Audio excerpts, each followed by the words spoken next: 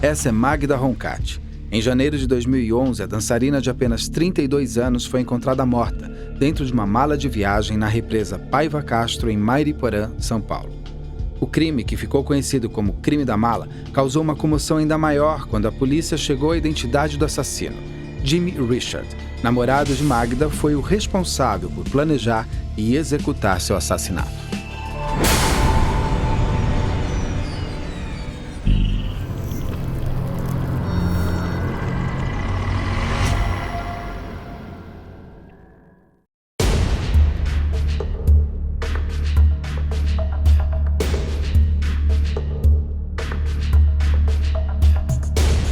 Magda Roncat era uma mulher de 32 anos que aparentava levar uma vida comum. Descrita por toda a família como uma pessoa muito dedicada e ambiciosa, ninguém poderia imaginar que, ao ir morar na Suíça, Magda acabaria se envolvendo em um esquema de prostituição, juntamente com seu namorado Jimmy Richard. Em uma de suas visitas ao Brasil, Magda é estrangulada e assassinada pelo namorado.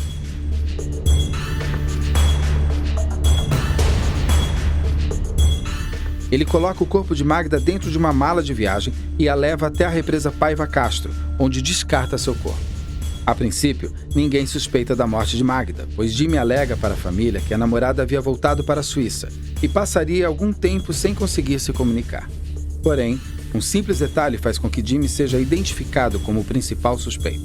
A polícia, ao encontrar o corpo, descobre um departamento na mala não danificado pela água, onde o nome Magda Roncat estava escrito. Magda, uma jovem de Guarulhos, muito talentosa, uma garota cheia de potencial, que acaba se envolvendo com um homem um pouco mais velho, tal do Jimmy, e nessa relação que se prolongou, ela acaba caindo no mundo da prostituição. Por conta disso, e o desdobramento também disso tudo, acaba sendo assassinada pelo Jimmy.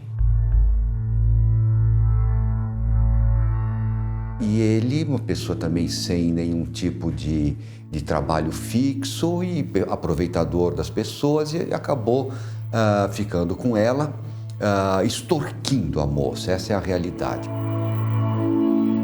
E chegou uma hora que eu acho que ela percebeu que ele não queria mais dar dinheiro para ele, então ele acabou matando simplesmente para ficar com o dinheiro dela.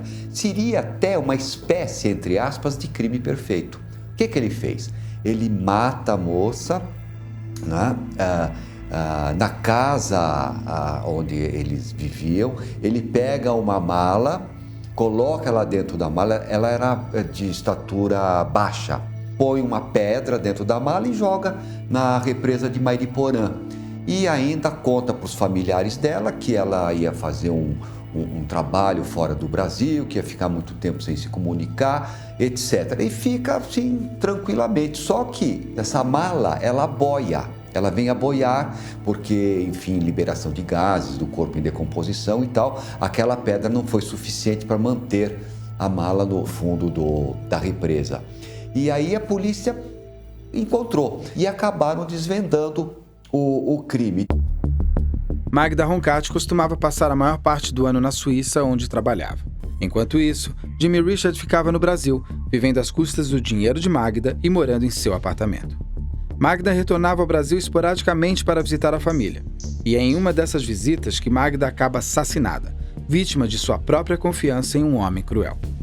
A família de Magda conta que após a primeira ida à Suíça, a garota volta ao Brasil deprimida.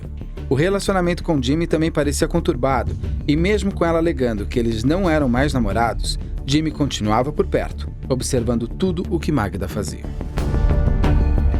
A Magda Roncat era uma moça que vinha aparentemente de uma família estruturada, mas ela deixou a família e foi embora para a Suíça. Não manteve muito contato com a família por esses anos todos, e ela acabou trabalhando como prostituta, dançarina, porteira, para pagar as dívidas da viagem, e continuou pagando, ficou ligada a esse rapaz, o Jimmy, que era o namorado dela. Eles tinham uma relação, o muito de dependência, né? O Jimmy tinha uma dependência da Magda por conta até do perfil dele. Ele tem um perfil do cafetão.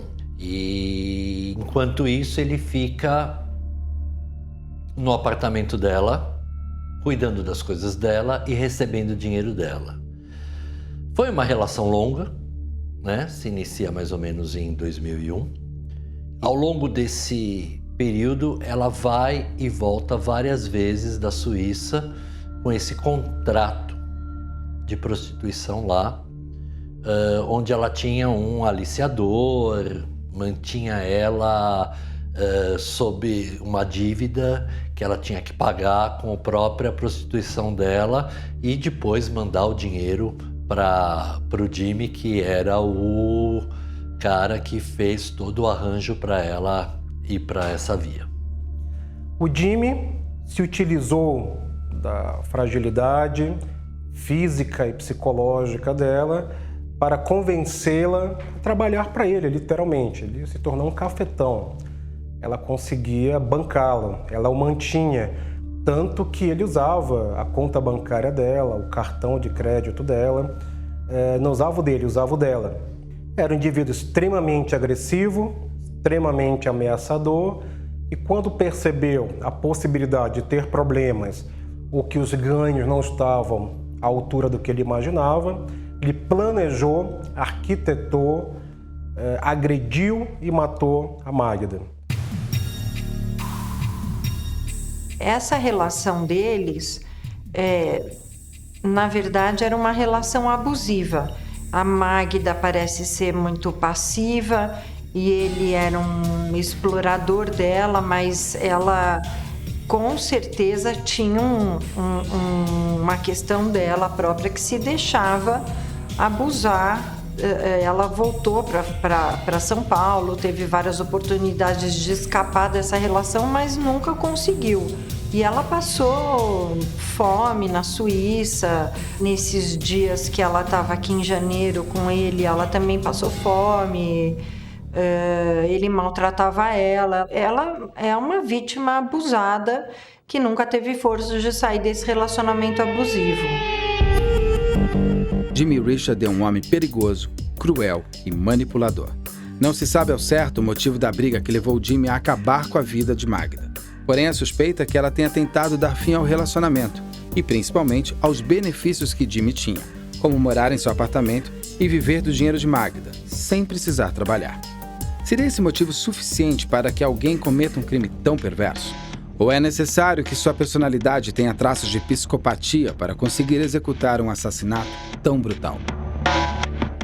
O caso da Magda nos remete à percepção do cuidado que as pessoas devem ter com quem se relacionam. A Magda foi duplamente vítima. Ela se envolveu com uma pessoa que já tinha um histórico totalmente disfuncional desde a infância. Uma pessoa que passou pela juventude com comportamento delinquente, sendo recolhido à FEBEM, uma pessoa que decidiu na vida mentir, que decidiu enganar, que decidiu manipular as pessoas para o seu bel prazer.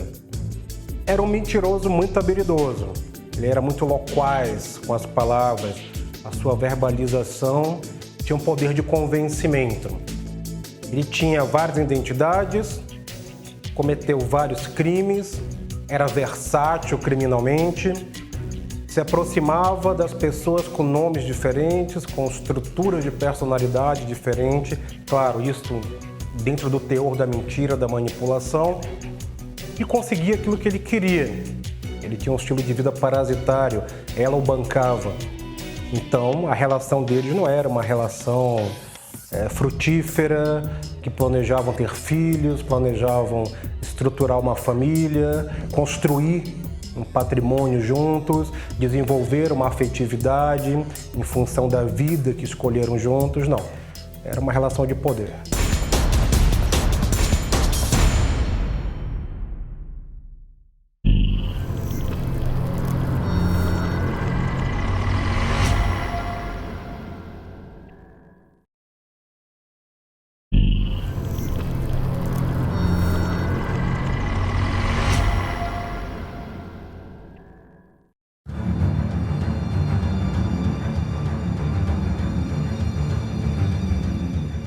A personalidade desse indivíduo já é uma personalidade de um indivíduo de mau caráter. Já vivia à custa dos outros, vivia de exploração. Ele é um escroque. O escroque, ele tem várias formas de agir, né? Por exemplo, um cafetão, como é o caso dele, é um escroque que se aproveita do trabalho da prostituta. Mas são golpistas, são aproveitadores, são pessoas que se encostam, por exemplo, em pessoas mais idosas para ver se... E fingem que são bonzinhos e tal, para poder ficar com o dinheiro da pessoa. São espertalhões. Ele manipula as pessoas, é como se inconscientemente ele soubesse quem vai fazer um par com ele, que são as mulheres mais frágeis.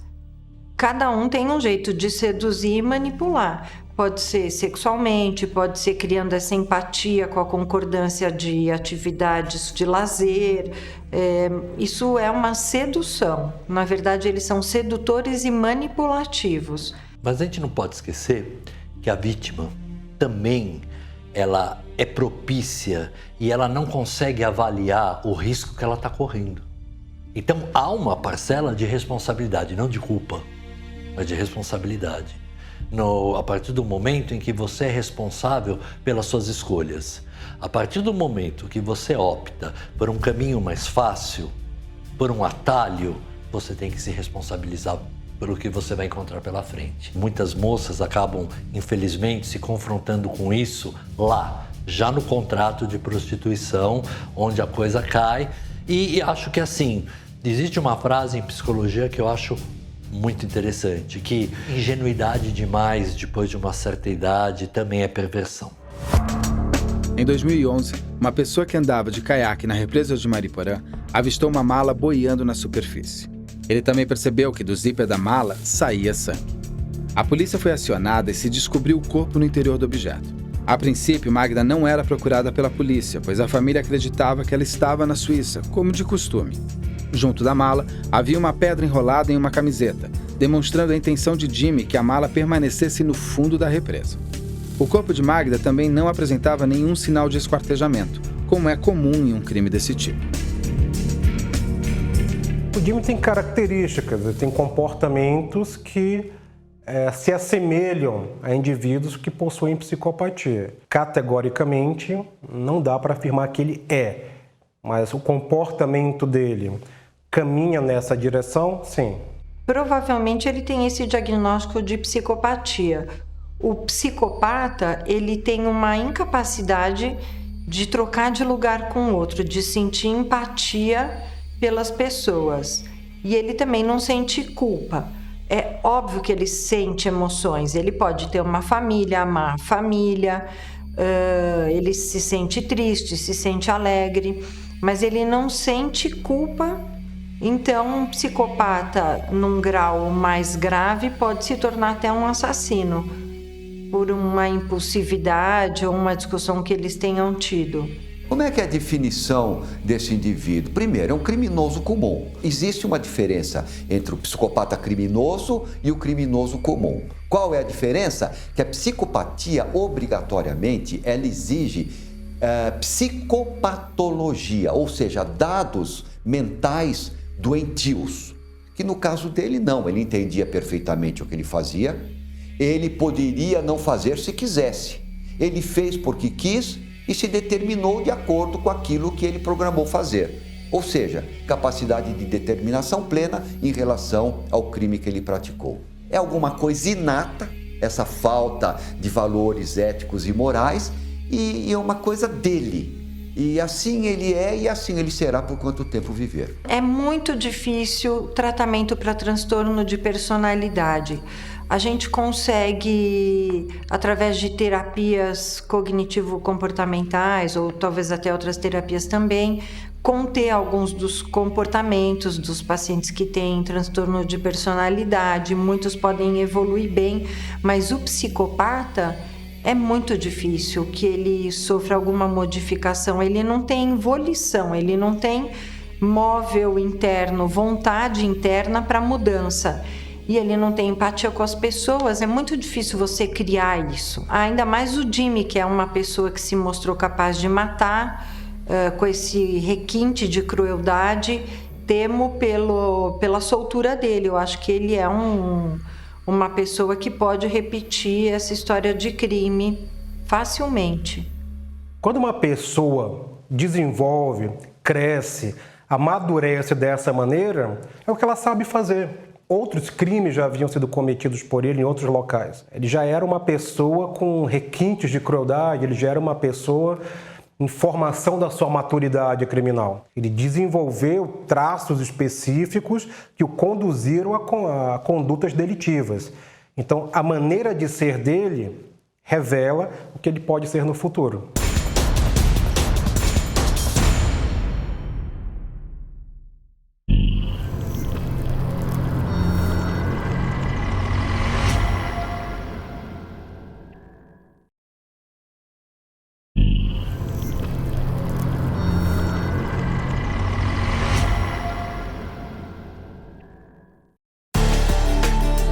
A mala foi o fator principal que levou os investigadores à identidade de Magda Roncat.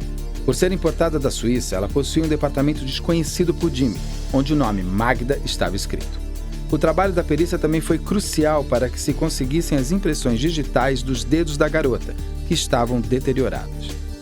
Ao entrar em contato com Jimmy, ele diz para a polícia que a esposa estava dormindo e que não poderia atender ao telefone.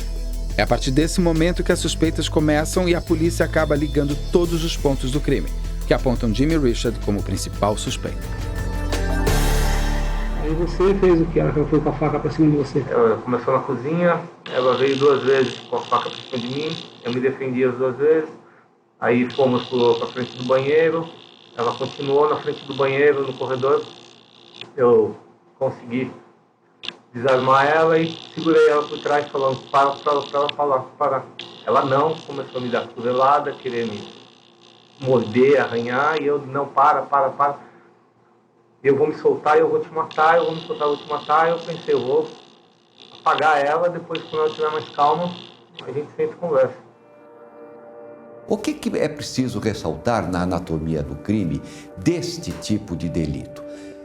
Primeiro é a personalidade do delinquente. O delinquente, um indivíduo que, quando foi preso, disse que agiu em legítima defesa, mas a polícia não é boba, não é tonta de ficar acreditando numa conversa dessas, porque ele é alto por volta de 1,90 m e ela tinha por volta de 1,50 m, como legítima defesa.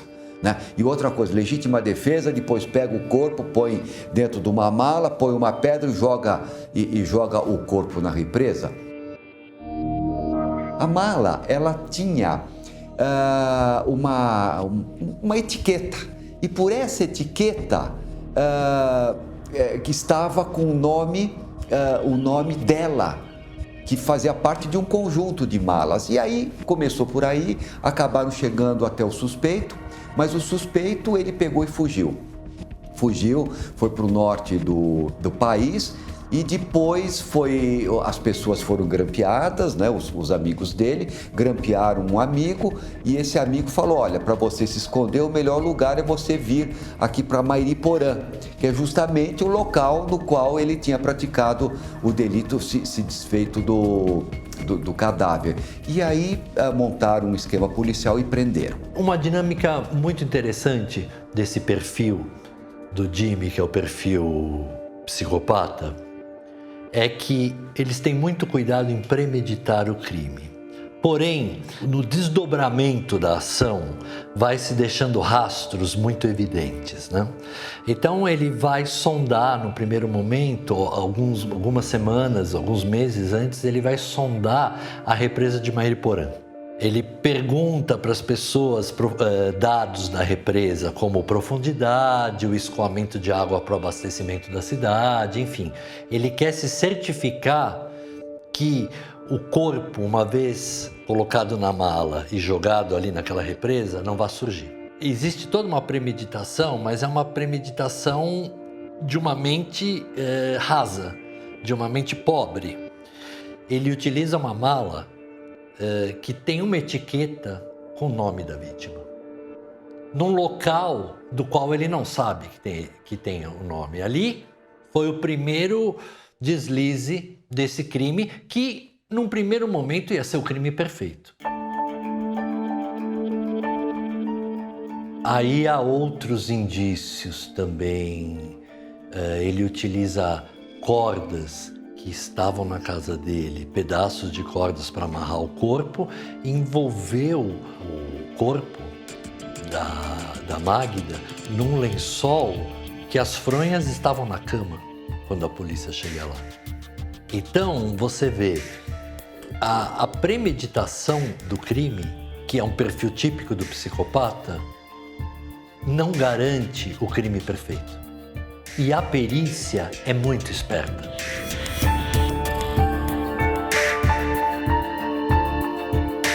Ele foi condenado a 16 anos de cadeia, não é? Mas esses 16 anos jamais serão 16 anos. Eles serão 1/3, 1/4, 1/5 da pena. Depois ele vai para a rua em regime semiaberto, depois em regime aberto. O juiz condena a 16 anos de reclusão, mas depois de 5 anos ele está na rua. Então o que é isso? O juiz condena a 16 e depois de 5, de 4 anos está na rua. Então, aquela palavra que o juiz deu não tem valor nenhum, não é? Então é a mesma coisa, você me deve R$16, você me paga 5 e fica por isso mesmo? E às vezes o mesmo juiz que condenou no tribunal do júri a 16 anos, quando ele vai para as execuções criminais, ele praticamente é obrigado a aceitar aquele regime. E outra coisa também, dizem os advogados de defesa no que eles estão cumprindo o papel deles, né? Eles são defensores, eles estão plenamente fazendo aquilo para o serviço para o qual eles são contratados. Diz, não, mas ele teve bom comportamento, então, portanto, ele com bom comportamento, ele tem o direito a ter uma progressão no regime penitenciário do regime fechado para o semiaberto. Não tem. Do ponto de vista psiquiátrico forense, não tem. Por quê? O bom comportamento é obrigação do preso. O preso que não tem bom comportamento deveria ter a pena agravada. E não, por bom comportamento, ter a pena diminuída. Quando fala 4 anos, são 4 anos. 10 anos, são 10 anos. Para o preso e a sociedade saberem que aquilo é alguma coisa séria que vai ter que ser cumprido. Os 16 anos que ele pegou não serão 16 anos. Quando ele voltar para a sociedade, eu acho que fatalmente ele vai voltar para a vida do crime, porque é uma personalidade de um criminoso habitual. E esses criminosos habituais, quando eles começam, eles não param mais. Jimmy Richard foi condenado por homicídio qualificado com uso de crueldade por ocultação de cadáver. Ele confessou o crime e alegou legítima defesa, dizendo que Mágida o atacou com uma faca durante a última briga que tiveram. Ao ouvir sua sentença de apenas 16 anos de prisão, Jimmy sorriu, causando revolta em toda a família de Mágida Roncat, que luta até hoje por justiça.